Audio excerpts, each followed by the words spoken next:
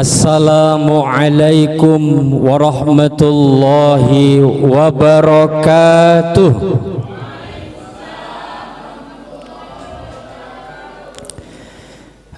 Alhamdulillahilladzi khalaqal insana min dzakarin wa unsa.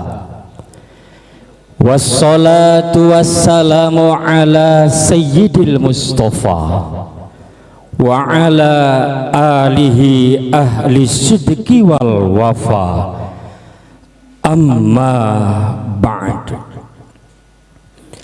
Bapak Ibu Dewan Hakim yang saya muliakan, para panitra, panitia pelaksana, Bapak Ibu hadirin hadirat rahimakumullah. Bunga mawar kembang sepatu, harumnya sungguh memikat. Apa kabar Bapak Ibu, semuanya sehat? Alhamdulillahirabbil alamin. Hadirin hadirat rahimakumullah. Profesor Dr. Muhammad Quraisy Shihab dalam salah satu karya beliau membumikan Al-Quran, beliau ada menegaskan bahwa keragaman adalah sebuah keniscayaan, merupakan anugerah dari Allah Subhanahu wa Ta'ala yang pantas untuk kita syukuri. Makanya keragaman, kebinekaan, multikultural merupakan the greatest social idea of Islam yang harus kita jaga, kita pelihara, dan menjadi modal penting buat kita, wabil khusus membangun bangsa yang kita cintai ini.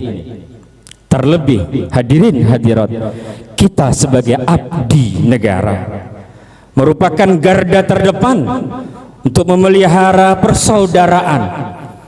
Tidak hanya kita seiman dan seakidah, ukhuwah Islamiyah, tapi kita juga punya saudara sebangsa dan setanah air, ukhuwah watoniyah.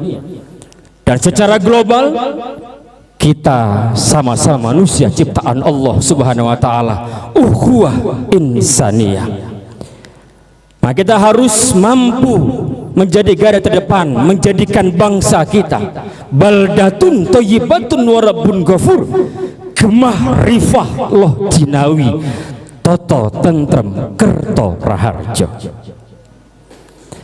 Hadirin hadirat yang dirahmati Allah Subhanahu wa Ta'ala, kita cukup berbahagia karena sampai dengan hari ini kita termasuk negara yang menjadi contoh bagaimana hidup penuh dengan kedamaian, kerukunan, dan penuh keharmonisan. Salah seorang sejarawan dari Inggris yang bernama Arnold J. Toynbee, di dalam buku beliau berjudul As to West Journey Around the World, dia mengatakan Indonesia is the land where the religions good neighbors. Indonesia adalah sebuah negara di mana hidup bagaimana banyak agama bisa bertetangga dengan baik, berdampingan dengan penuh kebahagiaan. Untuk itu hadirin hadirat, berdasarkan deskripsi yang sudah saya sampaikan, tertarik hati saya untuk menyampaikan sebuah dakwah Al-Quran yang berjudul Merajut Persaudaraan di Tengah Kebinekaan. Sebagai landasan pokok, Allah Subhanahu wa Ta'ala tegaskan dalam Quran surah Al-Hujurat ayat 13. A'udzu billahi minasy syaithanir rajim. Bismillahirrahmanirrahim. Ya ayyuhan nasu inna khalaqnakum Inna khalaqnakum min dzakarin wa untha wa ja'alnakum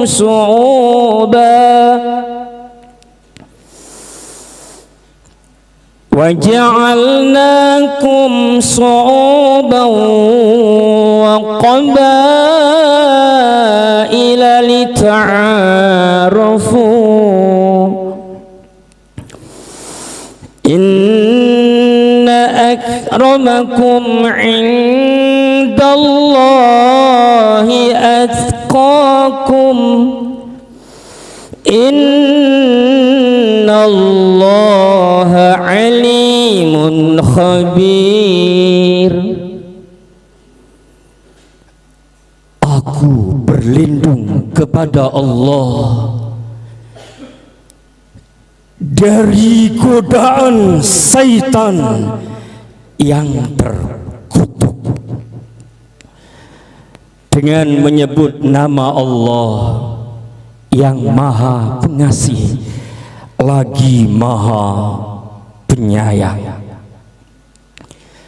Wahai manusia, sungguh kami telah menciptakanmu dari seorang laki-laki dan seorang perempuan, dan telah menjadikanmu bersuku-suku, berlainan bangsa, agar kamu saling kenal mengenal.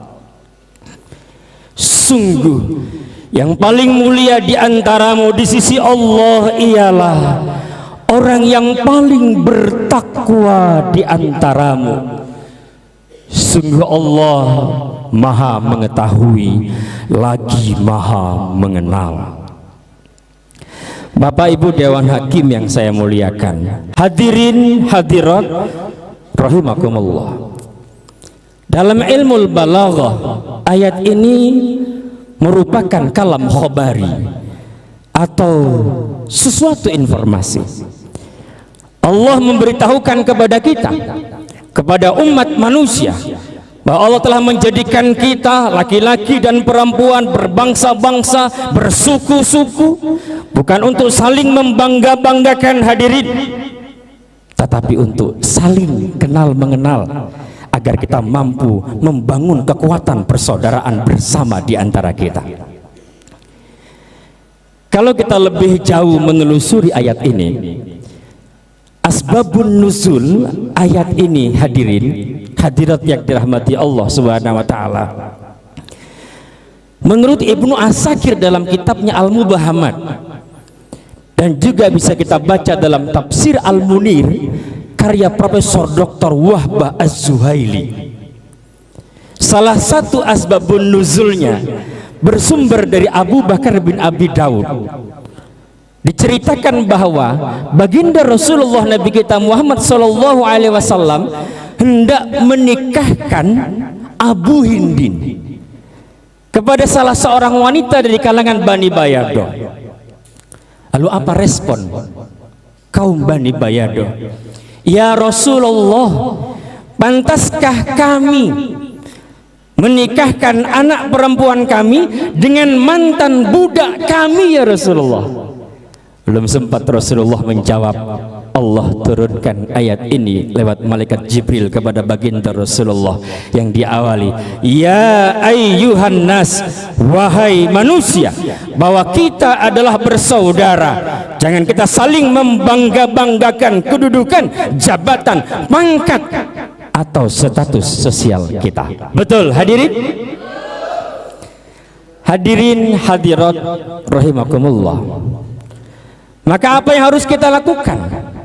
Allah jadikan kita berbeda, Allah ciptakan kita beragam, kita berbineka untuk lita'arufu, agar kita saling kenal mengenal.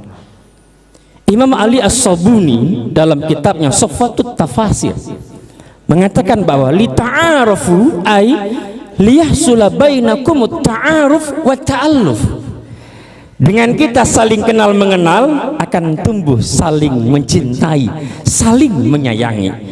Kalau sudah saling mencintai, saling menyayangi, maka persaudaraan kita akan muncul sepenuh hati dan sepenuh jiwa. Tidak memandang warna kulit, tidak memandang warna duit, tidak memandang kedudukan, jabatan, pangkat. Kita semuanya saling mencintai. Hadirin hadirat yang dirahmati Allah Subhanahu wa taala, keragaman yang Allah ciptakan buat bangsa Indonesia menjadi modal penting buat kita membangun negeri yang kita cintai ini. Salah satu contoh indahnya beragam budaya. Kalau kita jalan-jalan ke Papua, kita dengar lagu daerah. Apuse kokondao ya rabe sorendoreri. Kalau kita jalan-jalan ke Sulawesi Selatan, kita juga akan menemukan begitu luar biasa keindahan dari lagu-lagu daerah. Kalau kita jalan-jalan misalnya ke Kalimantan Selatan, ampar-ampar pisang, pisangku belum masak, masak bigi di hurung bari-bari, masak bigi di hurung bari-bari. Kalau jalan-jalan ke Jawa Timur ketemu arek-arek Surabaya, rek ayo rek mlaku-mlaku nang Tunjungan, rek ayo rek rame-rame berbarengan. Kalau jalan-jalan ke Sumatera Utara ketemu orang Batak, sinanggar tulo tulo hatulo, sinanggar tulo tulo hatulo, hores. Indahnya beragam budaya. Maka dari ujung Banda Aceh sampai tanah Papua, kita semua adalah bersaudara. Dari ujung Banda Aceh sampai tanah Papua, kita semua bersaudara. Satu nusa, satu bangsa, satu bahasa, Indonesia manise. Hadirin hadirat yang dirahmati Allah Subhanahu wa taala, apa yang membedakan di antara kita? Inna akramakum indallahi atqakum. Sungguh yang paling mulia adalah orang yang paling bertakwa di antara kita. Imam Al-Hafidh Ibnu Katsir Ad-Dimashqi dalam Tafsirul Qur'anil Azim menegaskan, innama tatafadiluna indallahi bittaqwa la bil ahsab, bahwa kita mulia bukan karena jabatan, kedudukan dan pangkat, tapi karena ketakwaan kita kepada Allah. Maka baginda Rasulullah menegaskan dalam sebuah hadis riwayat Imam Ibnu Majah, innallaha la yanzuru ila suwarikum wa amwalikum walakin yanzuru ila qulubikum wa a'malikum. Allah melihat hati dan amal kita. Hadirin, untuk itu mari kita kuatkan persaudaraan di antara kita, karena kita adalah bersaudara. Surah Al-Hujurat ayat 10 menegaskan, innamal mu'minuna ikhwah fa aslihu baina akhwaikum wattaqullaha la'allakum turhamun. Kita adalah bersaudara, orang beriman bersaudara, maka saling menguatkan, saling mendamaikan di antara kita, dan bertakwalah kepada Allah agar kita mendapatkan kasih sayang Allah Subhanahu wa ta'ala.